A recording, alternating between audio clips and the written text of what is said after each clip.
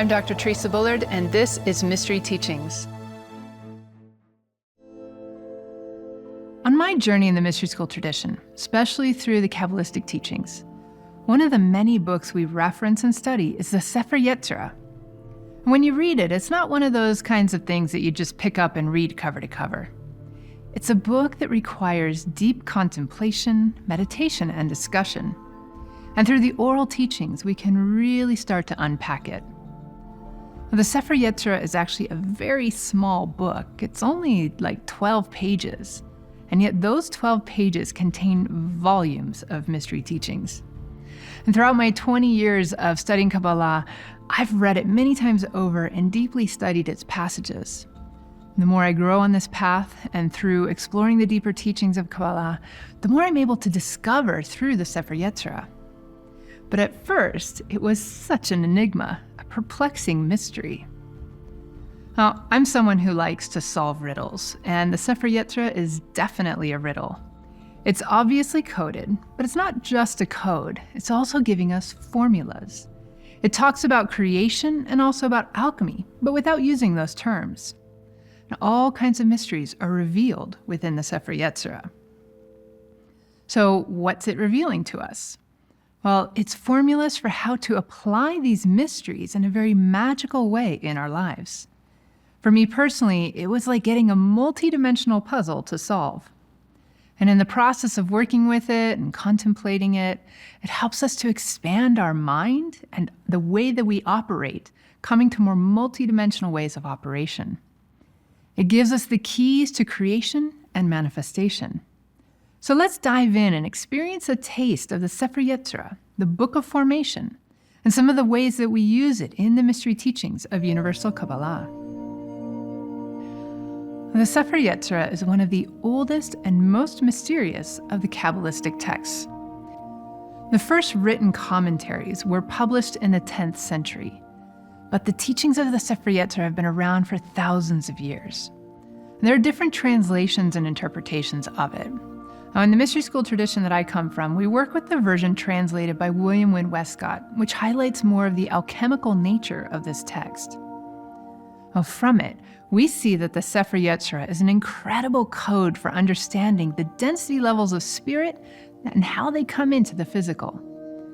And it's one of the most amazing guides for alchemical and magical operations ever written. It's about helping us in our own progression towards becoming a higher being, towards attaining the perfected state of the Adam Kadmon, or the divine human. The Sepher Yetzirah starts off by saying, "In 32 wonderful paths of wisdom did the Source engrave his name by 3 seraphim, numbers, letters, and sounds." Now, these are tools or building blocks used to create the 32 paths of wisdom that we humans can receive. Now, how do we receive this gift? Well, it says here that the divine creator engraved his name. But where is it engraved? Well, it's in our DNA. Our tree of life is the 32 paths of wisdom. This is the sacred geometry blueprint or scaffolding of our DNA. But here, when we're talking about the DNA, we're not talking about the physical DNA necessarily. We're talking about the sacred geometry blueprints prior to the physical coming into being. Not the DNA within the cells of the body in this physical flesh, but within the tree of life that was the original DNA blueprint. And what we have to understand about the numbers and letters here is that they're not what we normally think of as a number or a letter in the usual sense. These are more about rays of creation, and each ray has a unique frequency, a purpose, and an essence. And on the overall pattern of the tree of life, the numbers form the core anchor points, or the spheres, while each letter corresponds to a pathway that connects 2 spheres. Letters can be thought of as archetypes, and each letter represents a transformation from one state of being to another. They all have an intelligence behind them, and in a way, they're even like angelic-type beings unto themselves. Now, within any one number or letter, there's far more information that we could unpack. We could talk about any one of them for a whole day. And when we talk about numbers, letters, and sounds, we're not just talking about language or abstract mathematics. We're talking about the fundamental building blocks of creation. So what are these numbers and letters? Let's take a closer look. The letters are grouped in different ways. They talk about there being 3 mothers, 7 doubles, and 12 simple letters, making 22 altogether. The 3 mothers are called the foundation to all things. The 7 doubles are called as such because they have a double meaning and a double sound. And these relate to polarities like life and death or war and peace. And we experience these polarities in this physical world. The 12 simple letters usually relate to functions or properties, such as our 5 senses, sexual energy, movement, imagination. They're functions or qualities that we experience here in our physical life. Now, even within the groupings of the letters, there's a number system. 3, 7, 12, 22, 32, 64, and onwards. And so the numbers are very important within all of this. And what's more is each letter has a number. So if we have a combination of letters to form a word, we can look at the mathematical value of the word, and this is known as gematria. Now, some Kabbalists use this as a way to decode the Torah, looking at the number values of the words, and where there are words with the same number value, they think that there's then a hidden connection between these words. The same thing can be done with entire passages. And if they come to the same number value, then there would be a hidden meaning, even if they're in completely different sections of the Torah. So the Sepher Yetzirah delivers a science and alchemy for these building blocks of numbers, letters, and sounds, and how we can use them to raise our vibration up to higher levels. Now, if we're to dive into it mathematically, some believe we could even use it to verify different aspects of creation from a physical perspective. It even gets into the interplay of the 4 elements, for example, between fire and water, with air mediating between them. It's a very alchemical conversation, and in essence, it's a codex. But what exactly are we deciphering here? The Sepher Yetzirah is a coded manual for how to understand and be in connection with what we might call the communication network of the universe. That communication is done through an ancient language, but the true language here is not necessarily Hebrew. That's one way it's expressed here. The true language of the universe is frequency and vibrational energy. The tree of life is formed by this coming together of these different frequencies into one nexus or pattern. And this coming together of the languages of creation into this pattern allows for an energetic flow and operation of the universe. And when we have this understanding and know how to use it, that's what gives us the power to become creator gods in our own way and to realize our own abilities as divine beings. So how can we apply this to our lives?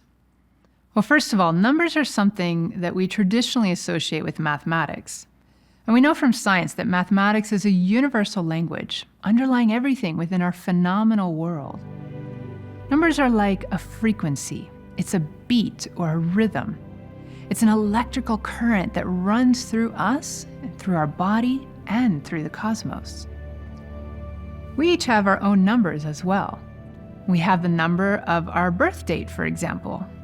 And then we also have the letters of our name, which can be reduced to numbers. And we can identify those to then come up with what we call our personal number. Even in our astrological chart, there are numbers and patterns that can be identified. And in Kabbalah and the Tree of Life, we look at what those numbers mean.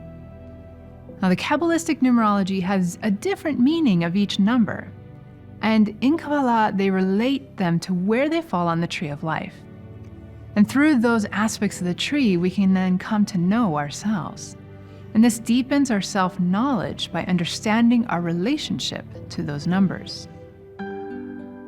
One other way to apply this is by understanding that numbers are one of the ways the universe can communicate with us. It's one of those universal languages. So for example, when we see numbers show up in repetition around us, this is usually a good indicator and reminder of the connectedness of the universe. It's a synchronicity, a sign to pay attention. Not only to pay attention to what's going on around or within our thoughts, but also to the meaning of the numbers. Notice which number is being repeated, and then we can take a look at the tree of life to have a deeper understanding of that number and what to pay attention to. So the numbers are frequencies of vibration, but the letters are more like archetypes. They show that there's power in words. And in the ancient magical traditions of Kabbalah, words are more like formulas. Each word is like a mathematical formula, bringing different aspects of creation or different ingredients together into one mix to communicate an intention. But the word has a more complex pattern of energy that flows through it. And as that word gets expressed, it's delivering that particular energy, and its vibrational pattern gets communicated. So words are a way that energy is transmitted from a thought or an idea within the mind, and that thought is then spoken or expressed, impacting the physical and creating a result. The result is reflected back to us, and this helps us to then see manifestation of that divine expression, and ultimately helps us to understand our own divinity more. One way we can think of it is that numbers are like a pure tone or pure frequency, while the letters show a movement or a transformation from one frequency to another. And as we bring the letters together to form words, it's almost like these intersecting frequency waves and scalar waves. And as they intersect in a particular pattern or formation of letters, it creates this complex pattern that impresses itself upon materia. It then shapes it into unique form as that word is spoken. So what this means is that each form has a unique name behind it. And this is true for all things manifested in this physical density.